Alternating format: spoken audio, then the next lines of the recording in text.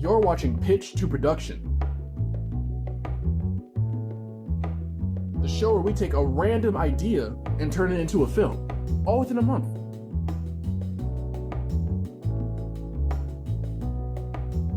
Now, without further ado, lights, camera, action.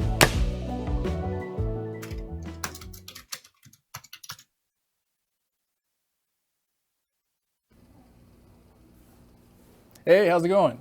All right, so it's been a while.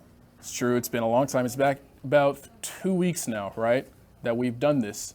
So welcome back to Pitch2Production, the show where we make a film from scratch. So as we left off, we were making a horror film specifically tailored to family, and Aunt was the antagonist, right? So to preface this, I haven't really been able to work on this a lot because I've been super busy. In fact, I'm making another film in class right now, and that's going to be film for month number 2, so look out for that. And it's a romance. So couldn't that be any better timing, right? So anyways, last time we left off, we were working on a horror, and I'm working on the script now. I decided to make a script that is about 10 minutes long to reflect a 10-minute short film, and then cut that up into a trailer. So yeah, we are going to work on that in a second, but I want to talk about pre-production. So pre-production is a long and arduous process. And if you're not familiar with making films, it involves finishing the script. That's like step number 1 after treatment and stuff, finishing the script and then sending that to actors and stuff like that. And while that's happening, you have to make call sheets and references and get patents and everything for that, so that you don't, if you're making it monetary, the film, you don't get charged by like the city, because believe it or not, it's technically illegal to film everywhere for monetary value if it's not in your own private property. So there's a lot going on behind the scenes in pre-production. So right now I'm trying to make a call sheet, and I'd love to show you, but I do not have internet right now. So I'm going to explain it to you. A call sheet is basically, like the name of the actors, name of the locations, the times, how long a shot's going to be, what shot you're going to do, because films aren't filmed in sequential order. So let's say I have a film and it has like morning, night, right? I'd probably want to shoot all my morning shots in the morning and then all my night shots at night. So even if the film starts at night, you want to start with the earlier time for the convenience of everybody in the production set. So on terms of the horror, I'm planning on filming the setting is in Loxahatchee, but in reality, actually, I don't have to tell you where it's set or where the set is set, but it's going to give off the aesthetic that it's in Loxahatchee, right? So in the call sheet, it would also have the address where everybody's meeting, and also, believe it or not, the nearest hospital and the nearest police station.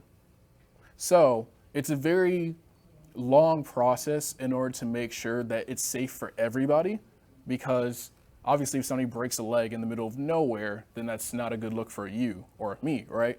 So working on that, and in terms of the film that I'm working on romance, I'm not going to say what the film is about until February rolls around, which is tomorrow. So I'll wait till next week to talk about that. I know, right? But yeah, so we'll work on that. But I'm super excited for the process because I won't be a one-man band unlike this film. So the closer it gets, the more I'll tell you about it. For now, just film 1. So last time we left off, Aunt's Faith was, like a very, what's the word I'm looking for? Very isolated, very lonely person. And we're trying to see how that affects a person through Cadence and I decided to make it her relative, probably her brother or her cousin, named Andre, right? So Cadence and Andre go to her house, and they're like, it's always a hassle to, or at least Cadence, it's always a hassle to visit Auntie because she's so clingy, but what am I going to do, not see her? Right, because I don't have to like you, but I love you. Shout out CC Clevenger. So we leave off with them finally making it to the Loxahatchee house, and the aunt's like, oh, you drove here in that, because the car they drove in, she's a college student, so she doesn't have like the best car. In fact, it's going to be smoking. I'm going to, again, production, I'm going to see if I can get dry ice in the engine, or not the engine, sorry, but under the hood to have that smoking effect. So there's something to think about there. Basically, what I'm trying to say is that each scene and each little thing you put in, like props and the car and the location. Everything has to be accounted for in the call sheet and the budget. So production is all about numbers. This is the more logical part of the creative process, but it's necessary to do so that you have a production. So I'd love to show you the script and everything right now, and my computer is back on. So I know it's super short, but let's take a quick commercial break and then I'll show you what I have on the computer. So stay tuned and we'll be right back. Here at the Brooklyn Cafe, our subjects range from hot topics, feel-good stories, and back-in-the-day nostalgia. With guest personalities and business features, you just never know who you'll see on the show. With our brew crew on set, we always air live to inspire, educate, and create. Make it a date and have a day at the cafe. Join Dawn and Freddie every weekday morning from 9 to 10 a.m. and for lunch every weekday from 12 to 2.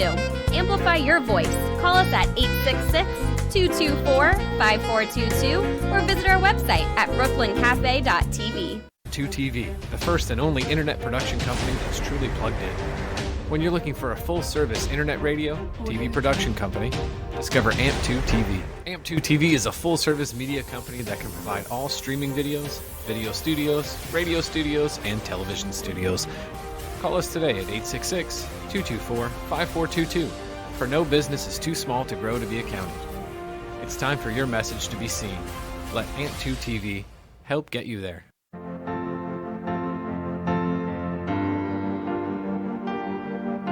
Being a successful woman in business means having the courage to own who you are.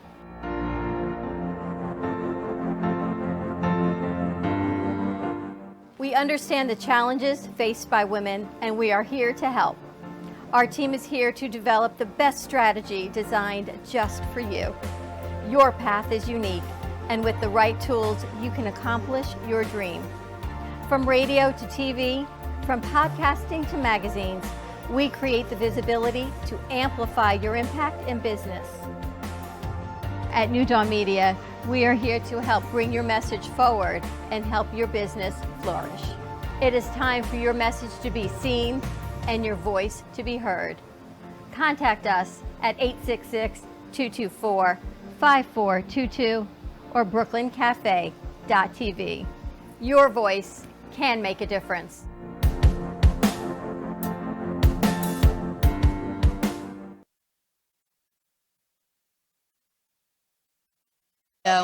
Whether you enjoy watching in the mornings or afternoons, you can now watch with your favorite merchandise. Choose from the Brooklyn Cafe t-shirts, ranging from sizes small to 3XL. Colors available include black, dark heather, and navy. Feeling chilly? Just check out our latest hoodie with over 9 colors to choose from. Sip on some Brooklyn Cafe coffee with Dawn and Freddie in a matching mug as seen on set. Brooklyn hats and special seasonal items are always popping up and available upon request.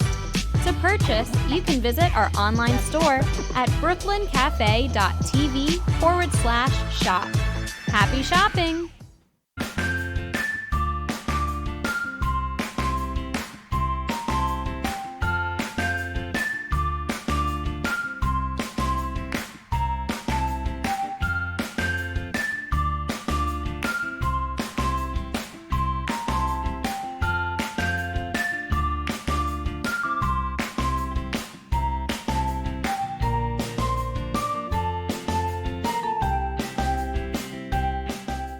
Hope you grabbed some popcorn.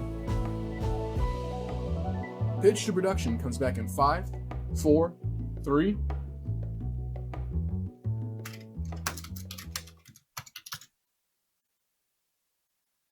Ew, and we're back. So as you see, I got my handy dandy laptop, except not so handy dandy because it's not letting me access the internet.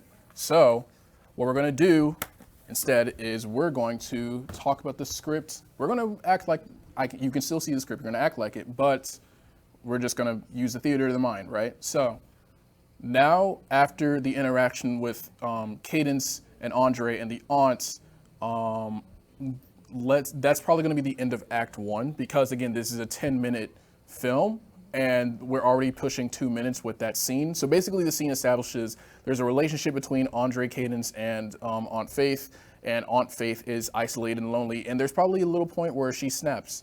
There actually is because I believe if I remember correctly, Andre asks Aunt Faith, like, why you live in the middle of nowhere, or no, sorry, I mistook. He did ask that, but that wasn't the thing that made him snap. What made Aunt Faith snap was that Andre asked, oh, we could have crashed, but we didn't, blah, blah, blah, we got lucky with that stupid old car. And Aunt Faith was like, don't say that. Don't say that. And we can see how it's, even though it's a joke and it's clearly a joke, Aunt Faith doesn't really register it as that, and it's actually like an attack to her. That's why she responds so quickly and snappily. So now we have that. Let's move on to Act 2. So Act 2, I'm thinking about having it be in a night setting, and Andre, Cadence, and Aunt Faith are in the kitchen making dinner or something like that, right? So we can have like interior Loxahatchee house night.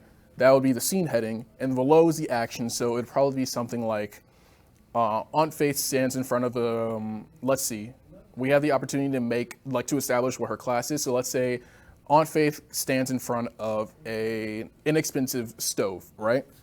Inexpensive stove that establishes that she doesn't really have the funds to push luxury, or at least put on the appearance of pushing luxury. So that shows that.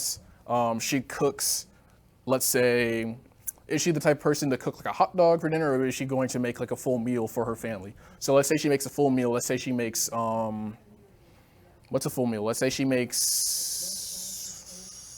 I'm losing it. It's like fish, vinegar, peppers. I forget what it's called. Starts with an S, but if I can't figure out what it's called, let's figure out something else. Let's say she makes a shepherd's pie, right? Shepherd's pie establishes that she probably either has a British descent, or she is, like she's on the cooking channel and she learned how to make a shepherd's pie. It's not that hard. Well, it is hard, but to explain why an action happens isn't difficult unless it's an action that's supposed to be fundamental to the story, if that makes sense. But let's say she's cooking and Andre's like, let's see what Andre says. Andre is more of a sarcastic type of character, compared to Cadence, who's very straightforward, right? So maybe what's his name? Andre says like a joke about her cooking, and Cadence is like, oh, stop, da da da. So I would write it as Andre, parenthetical, jokingly, oh, don't make sure you don't burn the shepherd's pie or something, or make sure you don't burn the pie because you don't really not speaking colloquial terms when you're just talking to your relative, right? It's not an interview. So, oh, make sure you don't burn the pie or whatever. The Cadence might be like, oh, stop joking like that, or she'll actually do it. Maybe she's egging on the auntie. Maybe that's the kind of relationship she has with her, because we already established that they're not really on the best of terms, not because of a conflict, just because she finds Aunt Faith annoying. So we can do something like that. Pass the scene. Let maybe they like talk about the food a bit more, and then the scene switches. So a big thing I like to do when it comes to my scripts is to make sure that the theme is consistent and there's continuity. So we've already established that Aunt Faith is a lonely person. Maybe somebody brings up, oh, you should hit up online or dating app or something like that. And then Andre would bounce back with, who is there to date in Loxahatchee, right? A joke like that. Yes, it's a horror, but you don't really feel horror unless there's moments of lightness to it too. Like, you won't really care if a character gets hurt or dies if you never really cared about the character. So if you establish that they have a bond, a familiar, or just a bond that you'd like to see, then you care about these characters more, right? So maybe they have that dialogue and it goes back and forth. Again, it's all in 10 minutes, so it has to be essential stuff. Even if it is supposed to be like a relaxed conversation, it's important for a reason. It serves a function. That's the point of a script. So maybe after that conversation that shows that they have a bond, it goes to like Andre saying, oh, I have to go, but what does he have to do? Maybe he has to put in gas in the car, but why would he need to do that if it's nighttime? He could just do it in the morning, right? So let's backtrack. Let's say he has to visit somebody in Loxahatchee. Let's say he has to do something, right? Oh, I have to go. He doesn't really need to explain it, but it still has to fit the context of the story. Like, if they went out of their way to visit Aunt Faith and he disappears out of nowhere, it doesn't really make sense. So we have to give him a reason. Maybe his family touched down somewhere and he has to go pick them up. Let's say that. So Andre's like, okay, see you later. And that leaves that leaves Cadence and Aunt Faith alone, because I don't know if I really established it much, but Andre is kind of the middle person in between them, the glue. Like if as long as Andre is there, there's a reason for Cadence to be there. So when Andre leaves, what does that leave for Cadence and Aunt Faith? Now we can start exploring the dynamic between just two people and not a familial setting. So maybe Cadence tries to, let's say, she's a more straightforward person, so maybe she wouldn't try to like awkwardly make conversation. Maybe she just wouldn't make conversation at all, right? She feels like she doesn't need to, so let's say there is no dialogue for her. And Aunt Faith is the one that tries to push her, all right? So let's say, so how's work been, da-da-da-da, right? And Cadence be like, she's a straight shooter. I don't think she would beat around the bush like, oh, you know, it's good, da-da-da. So Cadence would probably be like, what would Cadence be like? You always have to think in the mind of the character, not the mind of the set.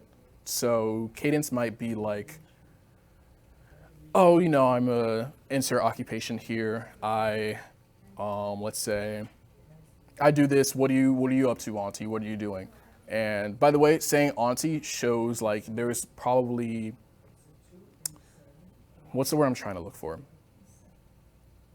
Let's scratch that word for now, but saying Auntie infers that there is, maybe there's like an ethnic type, like, you know, it infers like they're in the ethnicity of a person, or maybe just like the situation of the person. So instead of like aunt, they say auntie, or instead of like mom's sister, or like that one over there, it refers to a relationship. So it's always important to show the dynamic between one another by talking about, or having them say like how they address that person. That's very important. Can you tell that I'm floundering yet? Because I kind of am. No internet. We're going to then, let's say they have a conversation, and this is Act 2 at this point. So that's the rise of the conflict or the escalation. So maybe Aunt Faith or Cadence says something that Aunt Faith doesn't agree with.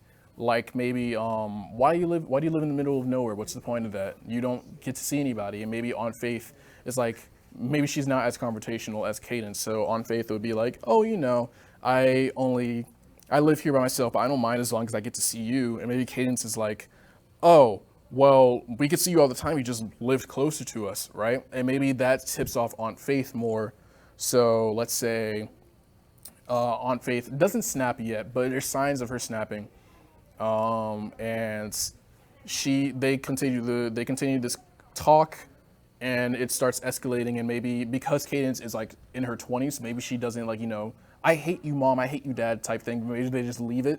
And I want to have Andre come back in. It's like, oh, I forgot my keys or something like that, and come back out. And then that's where the scene ends. So we have a build up to the conflict by Cadence asking all these questions, and Aunt Faith doesn't really want to answer them because she feels comfortable in where she is. But Cadence is like, no, you shouldn't feel comfortable. You should feel lonely or whatever. And maybe that tips off Aunt Faith. So now we have that part. Then I want to establish like the actual peak of Act 2. So I'm planning on having another night shot where it's like late at night. Thank you. I'm planning on having another night shot where it's Cadence getting out of the middle of the bed. Maybe she's trying to find Wi-Fi or something like that, or find the router because it's not working. Locks a hatchie. I don't know if it has bad Wi-Fi, but maybe Aunt Faith just has bad Wi-Fi reception. Again, she is in the middle of nowhere. So Cadence is looking for the Wi-Fi router, and she doesn't find it. And she's looking all over, and maybe she sees something in the corner of her eye that tips her off. Maybe she sees Aunt Faith. And this was in the trailer. I'm leading back to the trailer script that me and Baxton wrote. Watched, I guess, 3 weeks ago's episode of that when we were writing a script together. But there's a scene where she was carrying a plate of food, right? But it's weird because they clearly established that they already ate, again, with Andre and the other two. So maybe she follows her in. Maybe Cadence follows Aunt Faith in, and Aunt Faith opens the door with a plate of food and comes back out. And Cadence is like, oh, why'd you... Maybe she doesn't say anything. Maybe she wonders why Aunt Faith left a plate of food in there when she, you know, might get ants or something like that. So maybe she goes in, and this is the idea I have in mind for the horror, where it really starts setting in, where she opens the door. Picture this. She opens the door, wondering why Aunt Faith just left the scene after dropping out the plate of food, opens the door, and all she hears, because it's so dark in there, is muffled groans restricted by a cloth, maybe the rustling of clothes and fabric. She turns over her shoulder, and behind the door, hidden behind the door, is Andre, wrapped up, blindfolded, and muffled. And now she's having a freak out, a panic attack, like, oh my God, I just saw my cousin and he's like injured. Maybe he's battered and bruised and he's kidnapped, right? So who would do something like that other than Aunt Faith, who just came out of the room with no reaction? Why would Aunt Faith do this? And this is where the psychological element starts coming in, because she could start a conflict with Aunt Faith, yes, but I don't want to have that type of story because this is a more human story. So maybe she goes to help Andre, or maybe she doesn't. Maybe she's too scared to help Andre. Maybe she realizes the gravity of the situation that she's in, and she leaves Andre to be. But she knows where he is, so she can help him later. But maybe when people see something traumatic, they're going to react a certain way, even if that reaction is doing nothing. So she's going to react somehow. Maybe she stands in place and breathes heavily, as per the trailer episode we did, or the script episode of the trailer we did. And Aunt Faith probably comes back and is like, what are you doing? Da-da-da-da, why are you standing in the dark? And then maybe Cadence will lie like, oh, I couldn't find the Wi-Fi and I stubbed my toe or something like that. And now it becomes a game of what's going to happen. Now there has to be a motive for Cadence to stay there, right? Because there's no reason why she couldn't just get in her car, go to the nearest police station and call the cops, right? So we have to have a reason. And that's why I bring in the scene from before when they're just having a dinner conversation. They're actually enjoying themselves. Cadence loves her auntie, right? She might not like her auntie, but she loves her auntie. Maybe she's the type of person that even though she might not disagree with them, she might not agree with them, she wants to help them. Maybe she doesn't want to call the police because Aunt Faith would clearly get arrested for kidnap or abduction, I guess. Is that abduction if it's in the house that you were invited to? Who knows? But maybe she wants to help out Aunt Faith.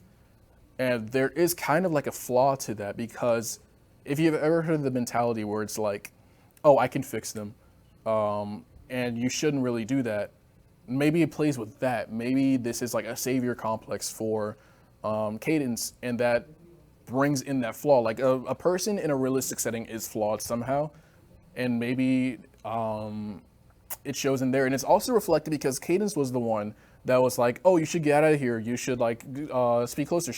Be closer to us so we can come to you more often. She was already trying to help out Aunt Faith before this even happened. That's just the person she is. And I should go back. I kind of want to emphasize this more by maybe she finds a spider or something and she lets it out in the wild instead of killing it. She's the type of person that would try to save and help everything, even if she is more straightforward and not as sarcastic as Andre, but kind of a pessimist, but she still tries to save things. So let's say that's the conflict of Aunt Faith. She is trying, of the story, she's trying to help Aunt Faith psychologically, while Aunt Faith wants to keep her there physically. So it becomes a story of, I can't let Aunt Faith know that I know, because I want to help her rather than I want to escape. Because again, she can escape in the car at night while Aunt Faith is sleeping. This is a realistic horror, right? So now that we have that out of the way, Act 3 would probably focus more on the escalation of the conflict. And this is a story where the expressions kind of are very hidden, because we established earlier in the earlier episode that Aunt Faith, her eyes, you don't know what they really mean. What is she thinking? And that probably scares Cadence a bit. What is she thinking? And how can I help her if I don't know where she's at mentally, right? So maybe it becomes a story of Cadence trying to help her out, but also scared that she's going to, do something to her at night to make sure she stays for good. And that raises the stakes a bit, because if she's not careful, A, she gets hurt by Aunt Faith and is stuck there like Andre, or B, she calls the authorities and they arrest Aunt Faith, right? And that's not what she wants, because she'll be in there for years. So, or months, whatever. She doesn't want her to go to jail. So yeah, that's the central conflict, and the resolution will say that we'll leave it up for when you actually see the film, because I don't want to spoil it for you guys. But that's what writing really is. Granted, I didn't type or write, but it is about figuring out what your themes are, where your conflict is, where your characters lie, and how they escalate and de-escalate. So I'm going to probably end the episode a little bit earlier than usual. I had a lot I wanted to show you guys, but the internet. So let's talk about what production lies. So production in this setting is going to be mostly at night. So I have to make sure I have enough lighting to, so that you can see, because you don't want to raise the brightness setting too high or the ISO too high on a camera, because it starts looking weird and grainy if you ever seen that in like an actual video or something like that. So yeah, we have to make sure that there's enough light. So there's some bounce boards, there's some LEDs, but it doesn't look like artificial light. The goal is to make sure it looks natural light, even though the set has nothing natural about it, right? That's the point. Even in like daytime shooting, there's probably still lighting sets or instruments with lighting capabilities so that the actor's face looks even, or it has the appropriate shading if they want like a more dramatic effect, where like the light's coming this way and there's like deep shadow over here. So there's that to think about. There's the camera, and this is a one-man band. So I have to figure out where my shots are going to be, and I have to compose a shot list or storyboard, which is basically, if you ever seen like behind the scenes of a film, if you've seen like a thing, like squares that look like a comic strip and it has the two characters, that's what a story, not two characters, sorry.